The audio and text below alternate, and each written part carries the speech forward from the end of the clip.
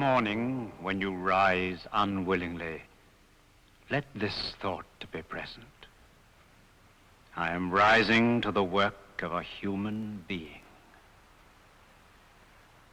Those were the words of the emperor. Now the slave speaks.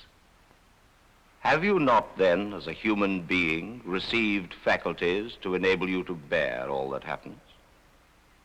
But, you say, my nose runs. For what purpose, then, slave, have you hands? Is it not that you may wipe your nose?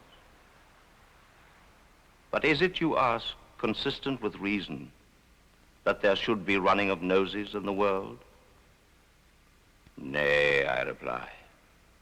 How much better it is to wipe your nose than to find fault.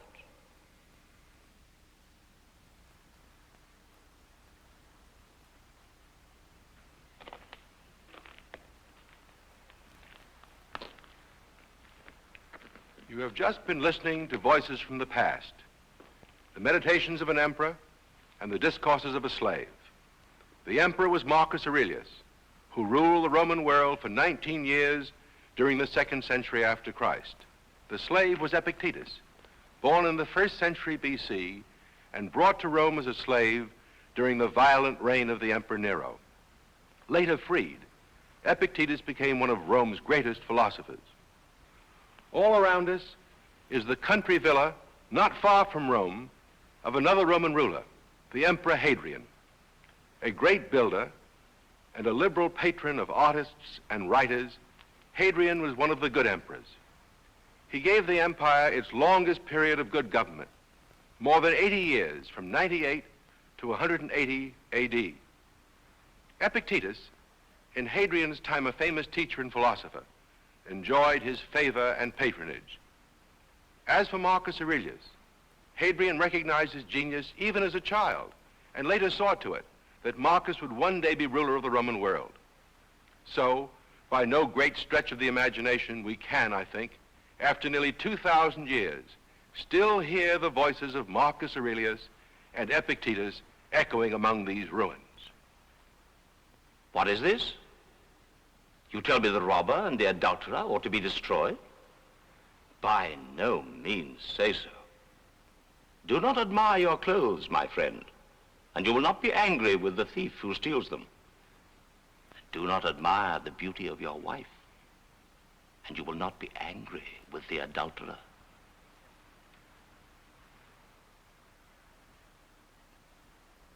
Soon will the earth cover us all. Then the earth, too, will change, and the things also which result from change will continue to change forever.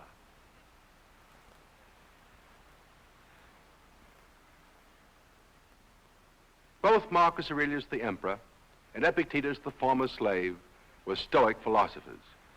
Stoicism, a philosophy of the conduct of life, did not originate here in Rome. Its origins were in Greece, about the 4th century before Christ.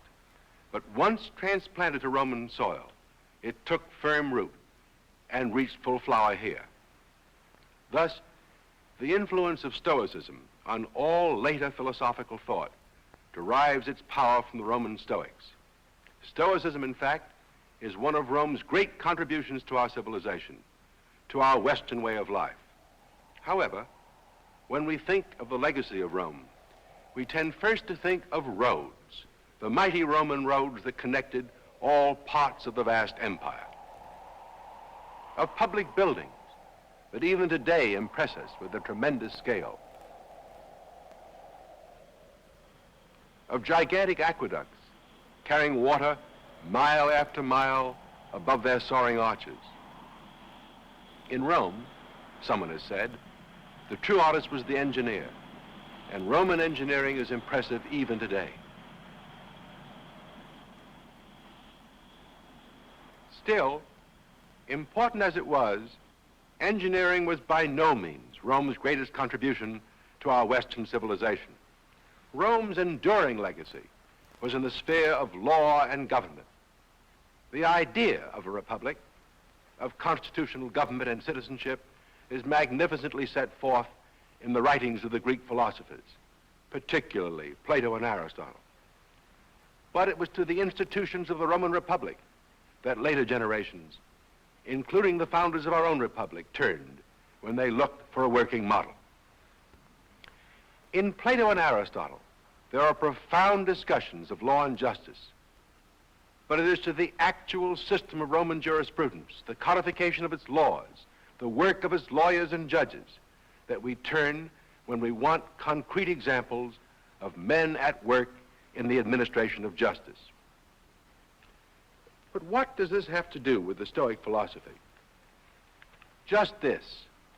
While we cannot properly call Stoicism the official philosophy of Rome, certainly it was the philosophy that influenced its ruling class, its senators, its lawyers, even its emperors.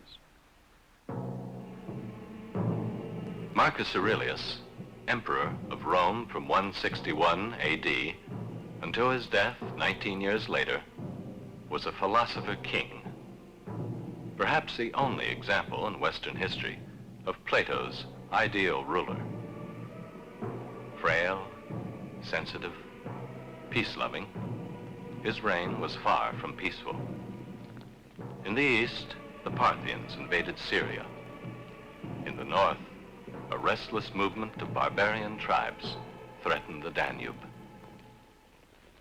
Thus, during the last 10 years of his life, Marcus Aurelius was seldom in Rome. But it was during this time, in his tent by the remote Danube, perhaps, after the day's march or the day's fighting, that he wrote his Meditations, thoughts addressed to himself, the thoughts of a noble, suffering, troubled human being.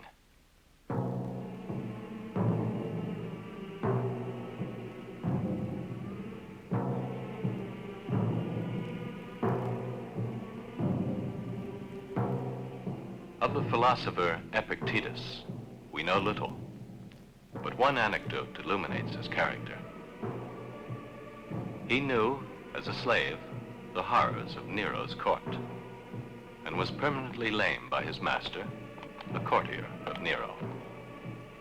But while his leg was being twisted by his master, the anecdote relates, Epictetus only smiled and noted calmly, "You will break it." And when it was broken, he said only, I told you so. Epictetus wrote no books of his own.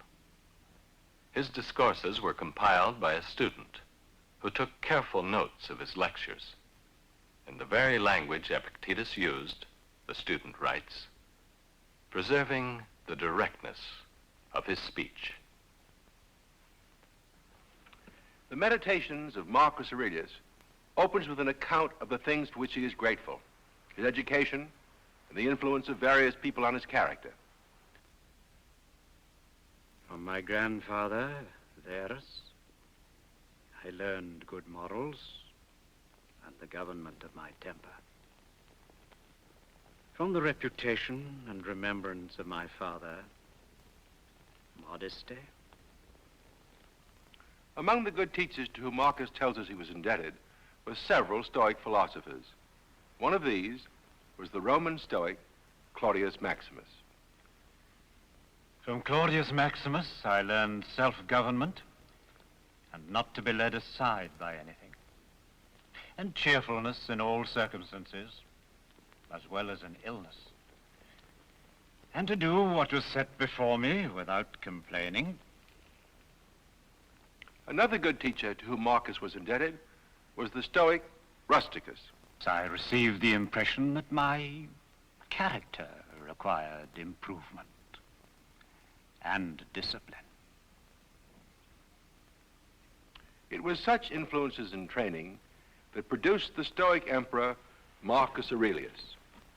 But how did this man combine being a philosopher, a lover of thought rather than of worldly things, with also being the active ruler of a vast empire? Listen now to the admonitions he addresses himself, and keep in mind that these warnings were addressed to himself alone, not to anyone else. In the morning, when you rise unwillingly, let this thought be present. I am rising to the work of a human being.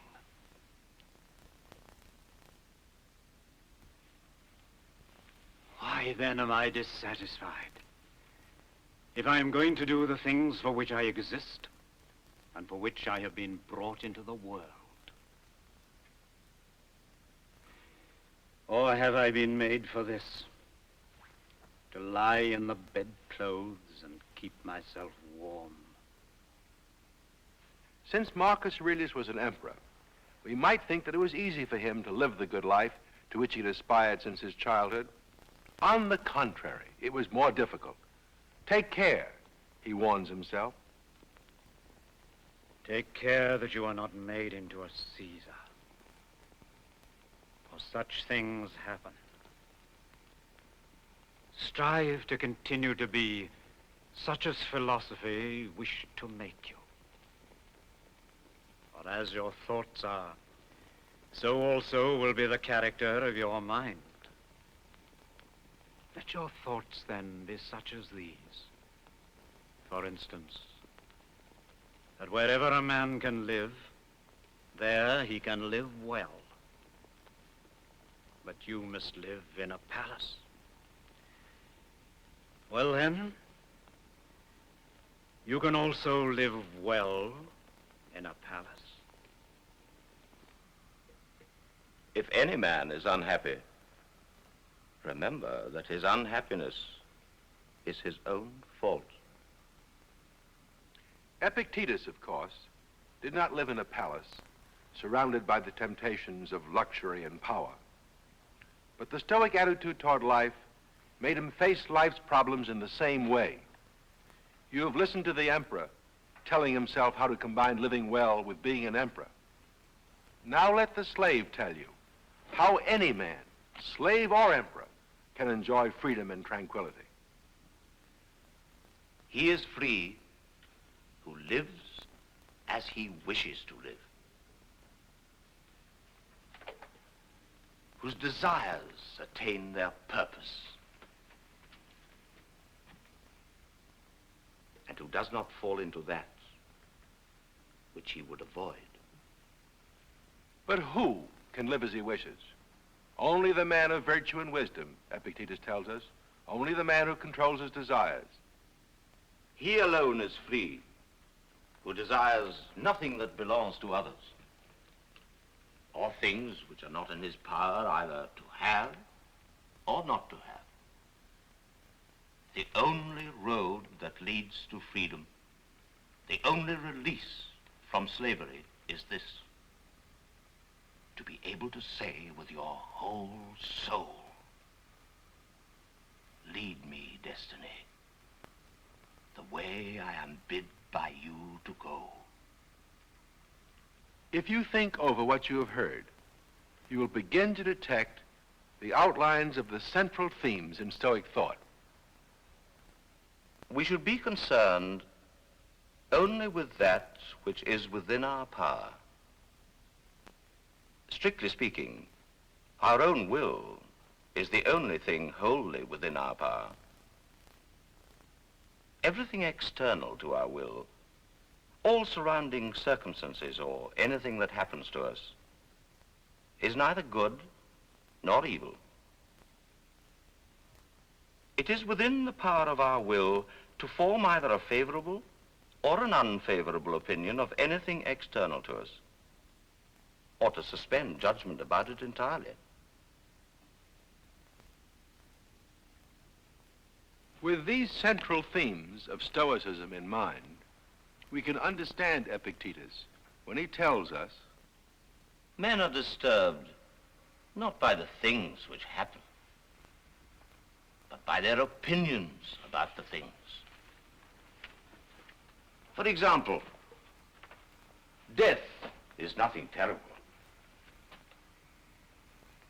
but the opinion about death, that it is terrible, is a terrible thing. Consider that everything is opinion, and opinion is in your power. Take away the opinion, and then there is also taken away the complaint. I have been harmed. Take away the complaint, I have been harmed, and then the harm is taken away. It is in our power to have no opinion about a thing, and not to be disturbed in our soul. For things themselves have no natural power to form our judgments. Thus, no matter what happens externally to a man, no matter what befalls his body or his external possessions, he can remain unhurt. Unless I think what has happened is an evil, I am not injured. And it is in my power not to think so. If you are pained by some external thing, it is not this thing which disturbs you, but your own judgment about it. And it is in your power to wipe out this judgment.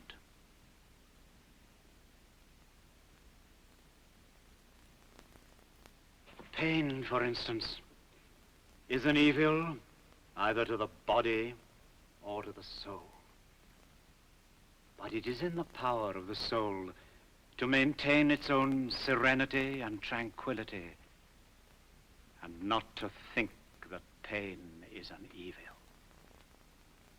Where is the evil? In the will. Where is the good? In the will. Where is that which is neither good nor evil? In those things which are independent of the will. There is nothing in the world that is good or evil except the will. From these basic Stoic principles flow a number of corollaries. One is the injunction to resign ourselves to whatever nature has in store for us.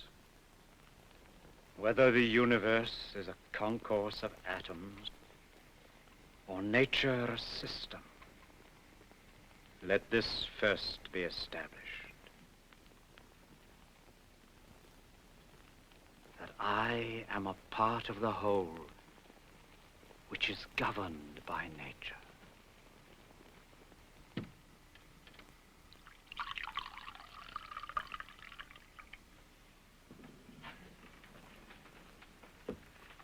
Seek not, then, that the things which happen should happen as you wish, but wish the things that happen to be as they are, and you will have a tranquil flow of life. Another corollary of the basic principles of Stoicism is the oft-repeated counsel of self-reliance. Epictetus speaks. The condition and characteristic of an uninstructed person is this. He never expects profit or harm from himself, but only from externals. And the condition and characteristic of a philosopher is this. He expects all advantages and all harm from himself. He who does wrong, wrongs himself. He who acts unjustly to himself. Only 2 points need to be added here to complete this brief summary of the main tenets of Stoic moral teaching. The first is that reason or intelligence is man's special gift, which distinguishes him from all other living creatures. What is a man? The answer is a rational being. Then, by the rational faculty, from whom are we separated? From wild beasts. And from what others? From sheep and like animals. Take care then to do nothing like a wild beast. For if you do, you have lost the character of a man, and you have not fulfilled your promise. See that you do nothing as a sheep, for if you do, In this case, the man is lost. What then do we do as sheep?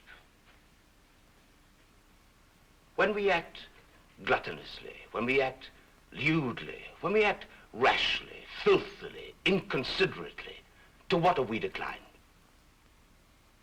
To sheep. What have we lost? The rational faculty. When we act contentiously and harmfully, passionately and violently, to what have we declined? To wild beasts.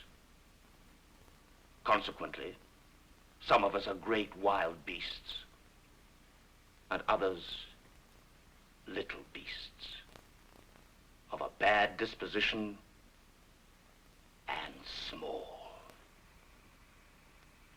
But in all these ways, the promise of a man acting as a man is destroyed. The second point necessary to complete this brief summary of the main tenets of Stoicism is the Stoic emphasis on doing one's duty. Remember that you have been formed by nature to bear everything. By thinking that it is either your interest or your duty to do this. Let it make no difference to you, therefore, whether you are cold or warm. If you are doing your duty,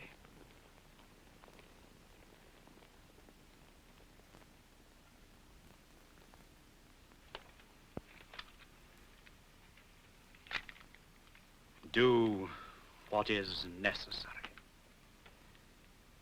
For this brings not only the tranquility which comes from doing your duty, but also the tranquility which comes from doing little. For the greatest part of what we say and do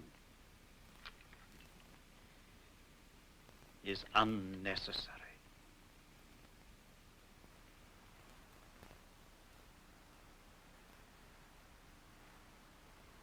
I said at the beginning of this film that certain conceptions in the Stoic philosophy had an intimate connection with Rome's achievements in law and government.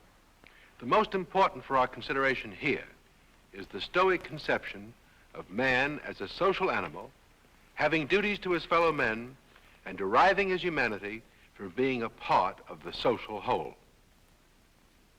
The prime principle of man's constitution is the social.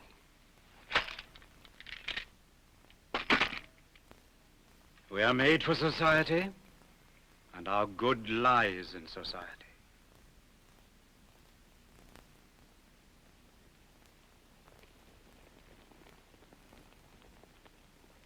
As you yourself are a component part of the social system, so let every act of yours be a component part of social life.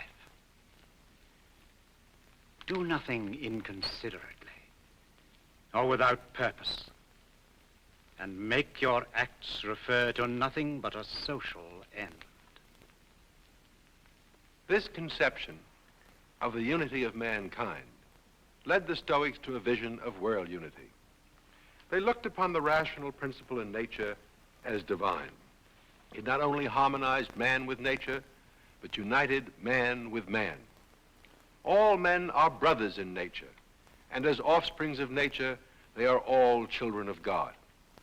Marcus Aurelius tells us that every rational animal is our kinsman, and that to care for all men is according to our nature. Listen to him reason with himself about these matters.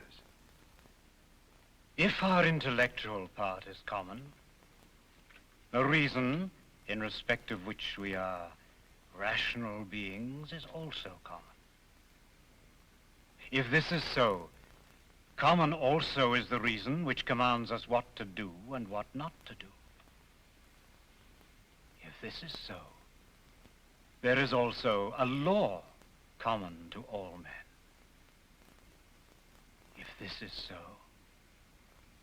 we are members of some political community. And if this is so, then the world is, in a manner, a state. And having reasoned thus, this ruler of imperial Rome concluded. My city and my country, so far as I am Marcus Aurelius, is Rome. But so far as I am a man, it is the world. So far as I am a man, my country is the world. This Stoic vision of the unity of mankind in a worldwide community under law still beckons us on after nearly 2,000 years. If you doubt this, listen once again. All human beings are born free and equal in dignity and rights. They are endowed with reason and conscience, and should act towards one another in a spirit of brotherhood. Marcus Aurelius? Yes, his ideas to the letter, but the words happen to be Article 1 of the Universal Declaration of the Rights of Man, adopted in 1948 by the United Nations without a dissenting vote. Thus we can see that Rome's greatest contribution to mankind is still very much alive, the effort to unite all men as citizens of the world. In what other ways is the philosophy of Stoicism relevant for our time? Is it a philosophy we can live by in the 20th century?